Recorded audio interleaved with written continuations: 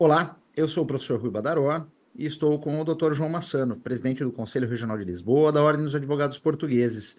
E conversaremos nos próximos minutos sobre a advocacia em Portugal e a possibilidade de parcerias internacionais. Dr. João, muitíssimo obrigado por aceitar este convite de compor a disciplina sobre a advocacia internacional do Programa de Pós-Graduação em Direito da PUC Minas Gerais. Grata satisfação tê-lo conosco. Muito obrigado pelo convite, é uma honra estar aqui e poder falar um pouco sobre a forma como a advocacia se pode desenvolver a nível internacional, de acordo com a experiência que eu tive e com o que eu acho que fará sentido pensar num mundo globalizado e que de facto cada vez mais está conectado e precisa de encontrar formas de se relacionar, porque naturalmente as fronteiras económicas são cada vez mais fluidas e líquidas, por isso a ligação entre advogados é muito importante. Por Excelente. isso, Então, sem mais delongas, no que concerne aí um contexto geral, como você descreveria hoje o ambiente jurídico em Portugal? eu diria que o ambiente jurídico em Portugal acaba por ser um ambiente jurídico bastante conturbado neste momento, depois das últimas alterações ao Estatuto. Um ambiente jurídico em que a advocacia se está a procurar adaptar às novas realidades e às novas exigências do mercado tão concorrencial como o nosso, porque de facto em Portugal, como creio que será em todo o mundo, o mercado jurídico é um mercado muito apetecível para todos os players e o que é que nós notamos é que as consultoras, as próprias imobiliárias, por força das transações que vêm fazendo, acabam por ter bastante interesse em entrar no mercado jurídico e têm vindo a fazer concorrência à advocacia e por isso a advocacia cada vez mais está perante uma luta concorrencial em que tem que se preparar e ser cada vez melhor para poder, pela qualidade, superar a concorrência. E temos, naturalmente, uma concorrência que todos temos vindo a reconhecer, que é a inteligência artificial, na medida em que a inteligência artificial acaba por vir mudar o paradigma da advocacia. Nós nem sabemos bem como, ainda estamos no meio do rebuliço, mas nada ficará como de antes, de certeza, com as possibilidades e potencialidades, essencialmente, que a inteligência artificial traz.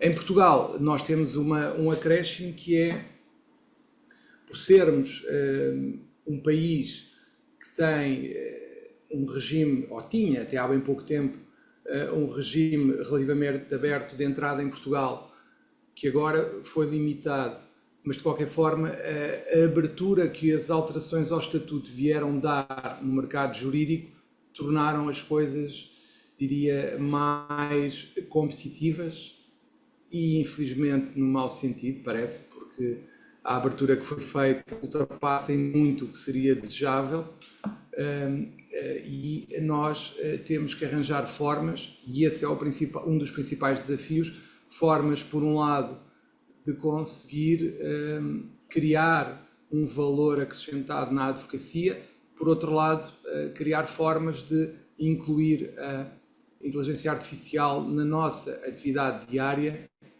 de maneira a que ela não nos substitua, mas sim nos complemente e nos facilite a nossa atividade diária e, nomeadamente, cortando algumas tarefas rotineiras que podem facilmente ser feitas pela máquina. João, e diga-me uma coisa, Penso. essa diminuição das nossas competências privativas em Portugal criou um rebuliço, de certa maneira, em toda a nossa classe. Você vê isso e já evidenciou que isso pode ser prejudicial, mas nós temos que reinventar a advocacia em Portugal ou não há essa necessidade, é apenas nos adequarmos a este novo cenário? Eu acho que, como é que eu hei de responder isto de uma forma clara? Eu creio que Pois. neste momento a nossa adequação é permanente. Isto quase que vale a pena pegar naquelas frases de autoajuda e outras similares que aí andam, que a mudança faz parte da vida e quanto maior for a nossa flexibilidade para nos irmos adaptando aos novos contextos, mais facilmente, creio eu, sobreviveremos à concorrência. Pois. Uhum. Diga. Nós não perdemos os atos próprios, o que nós perdemos foi a competência exclusiva, porque há atos como a consulta jurídica que passaram a poder ser desempenhados por licenciados em Direito, por exemplo. Eu creio que a advocacia tem cada vez mais que ser melhor e conseguir impor-se pela sua qualidade e deixarmos de tentar, muitas das vezes, eu diria que o ser advogado tem que ser uma qualidade e não uma massificação que conduza à sua desqualificação. Portanto, eu diria que tem que ser um mais relativamente ao que nós temos depois da licenciatura e tem que ser um mais em tudo. Tem que ser um mais na qualidade do atendimento, tem que ser um mais na capacidade de nos adaptarmos às novas matérias, às novas legislações e estarmos sempre à frente dessa mudança e no fim nós temos que conseguir chegar cada vez a um serviço mais sofisticado e mais qualificado e essencialmente mais empático. Isso também é o que nos poderá distinguir das máquinas e isso será sempre uma distinção para qualquer advogado. Pois. João, com relação à estrutura dos escritórios de advocacia em Portugal, e eu sei que você conhece as estruturas no Brasil, quais são as principais diferenças entre os escritórios de advocacia em Portugal e em outros países, como o Brasil, em caso? É assim, as grandes diferenças que eu noto, para começar, é na forma do exercício, porque de facto uma coisa é exercer no Brasil, outra coisa é exercer em Portugal. O mercado brasileiro, até pelo número de advogados que existem, é muito mais concorrencial, sem dúvida nenhuma. É um mercado muito concorrencial, ainda mais concorrencial que o nosso. Basta ver a forma como a publicidade é utilizada no Brasil e comparar com o que se passa em Portugal. Não é ainda algo comparável. No entanto, e isso nota-se principalmente com os colegas brasileiros que chegam a Portugal, que de facto a advocacia e a advocacia que nos é trazida pelos colegas brasileiros, até no relacionamento com os clientes, na publicidade e na forma como se comportam, é bastante diferente daquilo que nós temos em Portugal e tínhamos em Portugal. Portanto, eu diria que, naturalmente, a dimensão do Brasil é gigante. Estamos a falar de um país, salvo erro, com perto de 1.400.000 advogados, se não me engano, é isso, não é, Rui, por aí? Exato. 1.400.000 advogados. Portugal, na melhor das hipóteses, e isso não é claro ainda, terá perto de 40.000, não mais. Portanto, a dimensão é algo que, de facto, é assustador. E o que nós notamos é que em Portugal os escritórios são menores e mais especializados em comparação com os do Brasil. Pelo menos foi a ideia com que eu fiquei.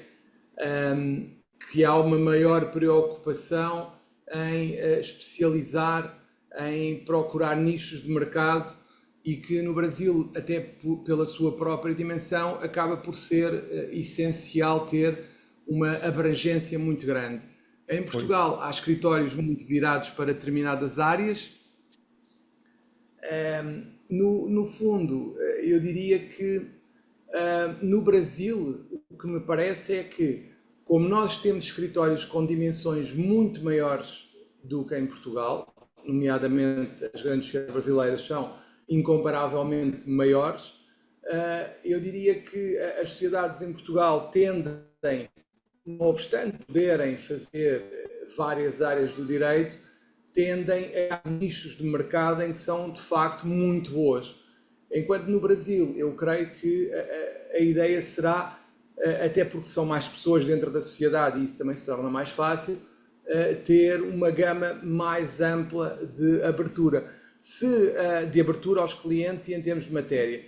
Agora, se isso será suficiente para no futuro continuarmos a manter essas estruturas com os desafios da inteligência artificial, ainda que seja uma dimensão maior, eu também tenho as minhas dúvidas, porque de facto eu creio que a forma como a inteligência artificial se irá desenvolver nos próximos anos conduzirá forçosamente, na minha opinião, mas isto é uma opinião, naturalmente ainda não tenho dados que me permitam ter a confirmação do que estou a dizer, eu creio que a evolução da inteligência artificial levará à dimensão das sociedades vir gradualmente a reduzir e a termos cada vez mais nichos em áreas específicas dentro das próprias sociedades. Porquê?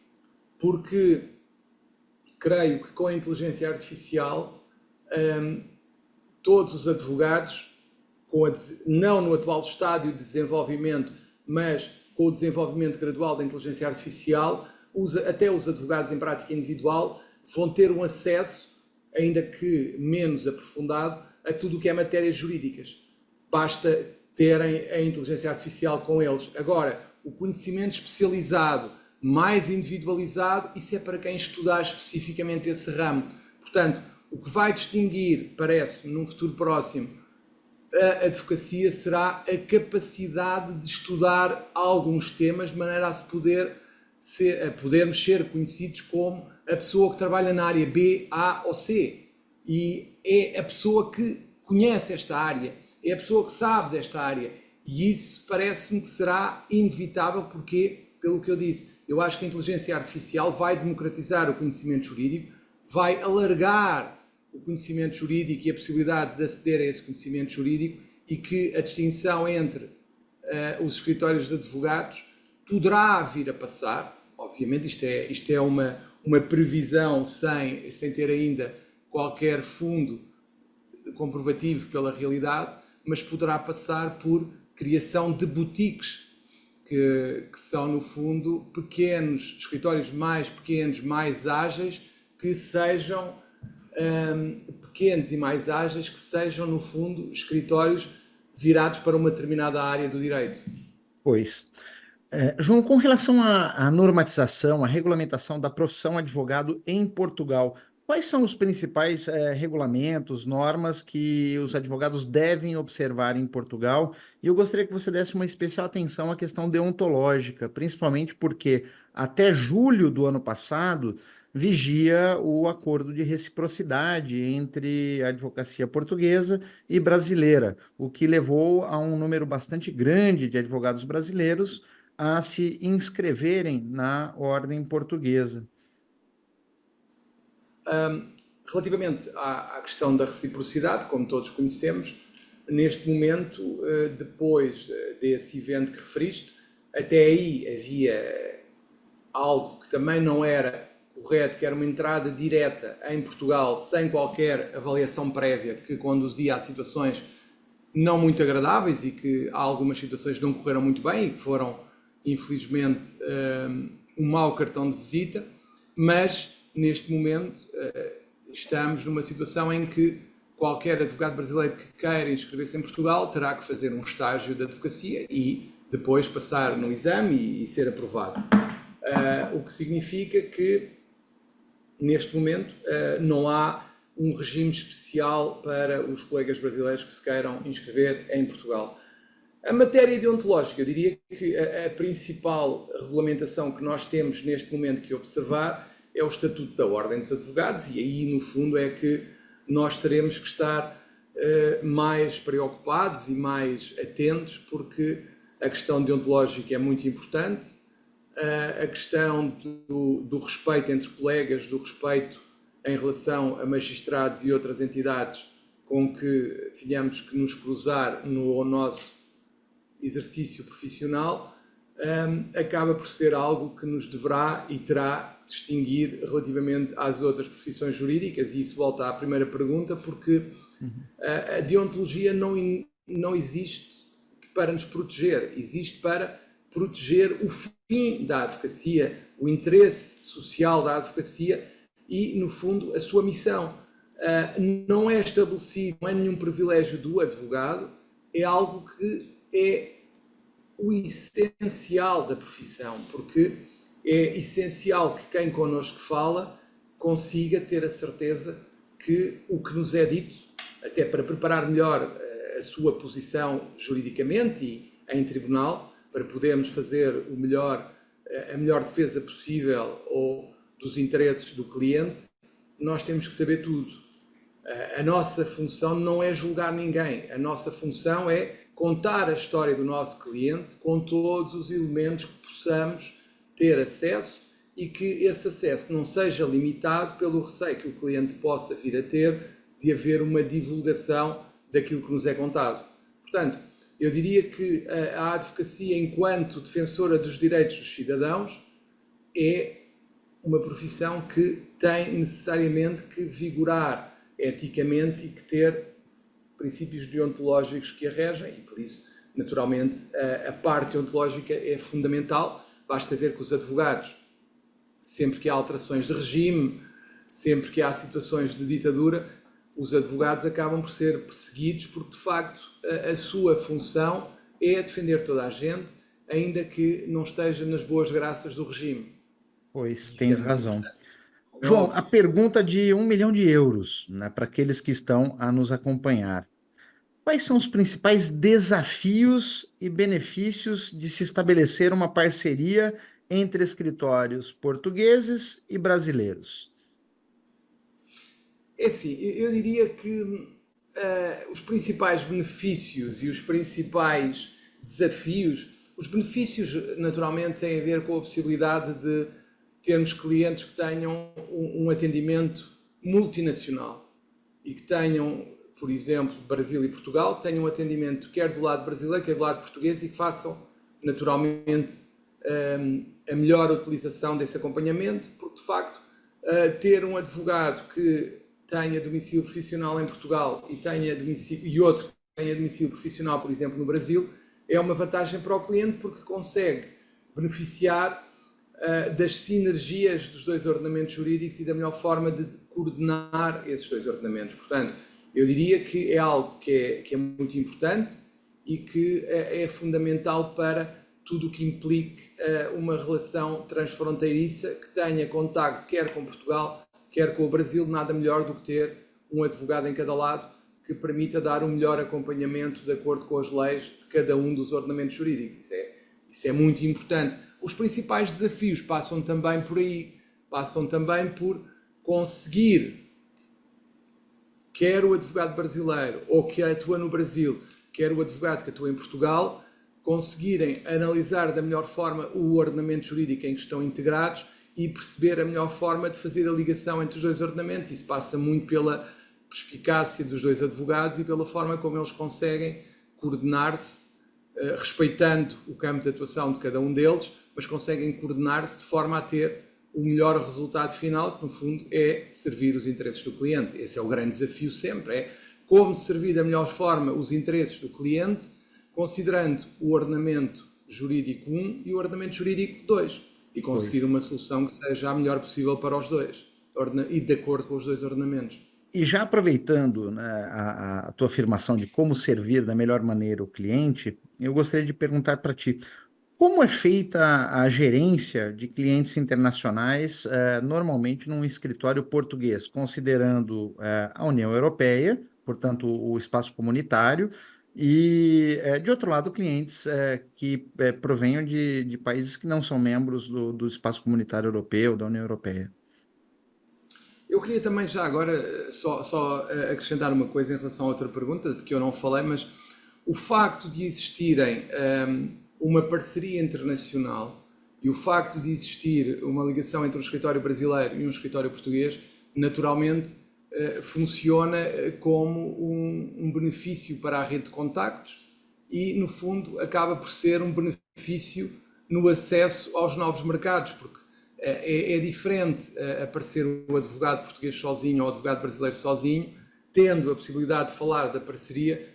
Aliás, basta ver alguns papéis timbrados para perceber que isso é muito importante, porque essa parceria e essa possibilidade de conseguir apresentar uma ligação com o ordenamento jurídico estrangeiro, naturalmente dá uma segurança diferente ao cliente que olha e vê essa parceria do que ao cliente que olha para o advogado de forma isolada e sem ter qualquer ligação no país onde até se pretende vir a exercer atividade económica. Pois, Porque no tens fundo, razão, tens razão. porque no fundo o que é que acontece normalmente nas parcerias? Há um dos lados que conhece o cliente e o cliente tem confiança nesse lado e depois, por força dessa ligação, acaba por ter confiança também na outra ponta da parceria. Isso é normal e é natural. Tal qual nós Portanto, fazemos em nossa parceria, vou citar o exemplo, nós emprestamos a fidúcia que recebemos, que temos para com os nossos clientes, para um para o outro. Eu empresto a fidúcia que tenho de clientes que passo a ti e vice-versa. E isso funciona com o máximo de transparência e diálogo entre as partes. É exatamente isso. João, sem mais e mais, delongas. Oi, diga, diga. não ia só dizer e mais, com as novas possibilidades tecnológicas que têm vindo a ser desenvolvidas ao longo dos tempos, essas parcerias ainda vêm a sua vida facilitada porque conseguem fazer as ligações entre os dois países de uma forma mais fácil, até com os clientes em Zoom ou outra plataforma qualquer. Era Exato. só isso. Exato. E nessa linha da tecnologia e inovação, você já respondeu grande parte dessa pergunta, mas eu gostaria que se detivesse um pouco mais. Como que os escritórios de advocacia portugueses estão a incorporar a tecnologia e a inovação em suas práticas? E já na linha do ESG, dos princípios ESG, como é que essa pauta tem, sido integrada à advocacia portuguesa? Relativamente à tecnologia e à modernização, eu diria que o que tem vindo a acontecer tem sido e tem passado muito, principalmente nas sociedades, e infelizmente a prática individual não está no mesmo nível de desenvolvimento porque não tem os mesmos meios financeiros, mas as sociedades de advogado, principalmente as grandes, têm vindo a investir em plataformas próprias, têm vindo a criar os seus próprios sistemas internos de inteligência artificial para poderem utilizar toda a sua base de dados de forma integrada e com as potencialidades da inteligência artificial para facilitar o trabalho de toda a gente que lá está dentro. De facto, em termos de escritórios pequenos e escritórios médios, o que tem acontecido é que tem havido aos poucos uma integração dessa inteligência artificial e de programas de gestão documental, de gestão de processos, que permitem uma melhor comunicação com o cliente em termos de atos efetuados, uma maior transparência nos custos e tudo isso.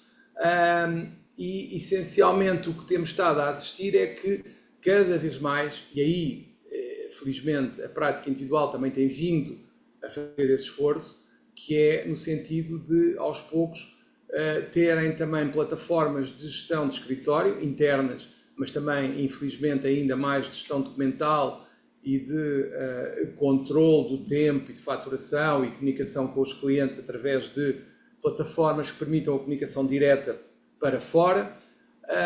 E isso tem permitido modernizar a cara da advocacia e passar uma imagem mais tecnológica para os clientes, na medida em que muitas sociedades, muitos escritórios já têm a possibilidade de acesso aos processos com essas plataformas e com o número e com um link específico para acesso ao processo em si. E depois também existe a possibilidade de utilizar as plataformas e os programas informáticos para permitir aos clientes aceder aos documentos que estão a ser trabalhados no momento para acrescentarem inputs e informação que achem que é relevante para melhorar. Relativamente à sustentabilidade, eu diria que ainda não é uma preocupação prioritária das sociedades, tirando as grandes sociedades, e essas sim têm vindo cada vez mais a formar profissionais em ESG, contratar profissionais para garantir práticas inclusivas e sustentáveis, e isso de facto tem vindo a ser feito principalmente nas grandes sociedades, nas pequenas e médias não tanto, e nos escritórios em prática individual também nem muito. E isso é algo que eu creio que também começará a ser adaptado à medida que a consciencialização da necessidade de uma sustentabilidade na gestão do negócio se vier a impor, porque acho que isso é também inevitável. João, mais uma última pergunta, também de 1 milhão de euros para aqueles que estão a nos acompanhar. Que dicas você daria ao advogado brasileiro que pretenda estabelecer parcerias com escritórios portugueses? Eu diria que a principal dica antes de estabelecer qualquer parceria é verificar o mercado, perceber um pouco o mercado e como ele funciona. Porque para escolher um parceiro é preciso ter uma ideia sobre o que se pretende fazer em Portugal, porque de facto há muitos advogados, há advogados com valências específicas e para escolher a parceria é muito importante saber o que se quer fazer e fazer uma avaliação da credibilidade do advogado com quem se quer estabelecer parceria e os seus campos de atuação. Normalmente, e a forma mais fácil, eu diria, será ou as redes sociais ou o site da pessoa, do advogado em questão. Creio que deverá haver alguma confirmação, até pelas redes sociais e outros fatores objetivos que sejam verificáveis.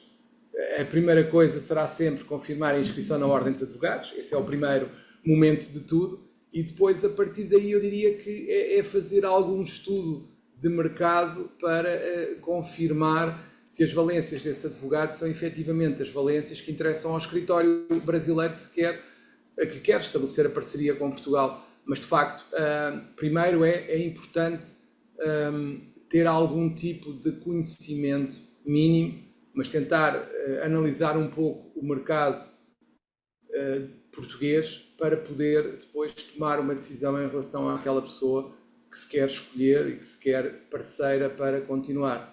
Acho que isso é importante. João, muitíssimo obrigado por responder essas perguntas que servirão de norte para aqueles que estão acompanhando essa disciplina do Programa de Pós-Graduação em Direito da PUC Minas Gerais, e tenho certeza que será de suma importância para eles. Se houverem perguntas posteriormente, eu as encaminharei para ti, para que possas responder. E, Será um gosto. muito obrigado. Deixo para o João as palavras finais para aqueles que estão a nos acompanhar. Queria naturalmente reiterar o meu agradecimento pelo convite para estar aqui e queria desejar as maiores felicidades nesta pós-graduação a todos os que nos estão a ouvir e também deixar naturalmente a minha disponibilidade para qualquer questão que entendam pertinente e estar ao dispor para responder a essas questões. Será um gosto e, se vierem para Portugal, desejo-vos as maiores felicidades. Até uma próxima. Abraços.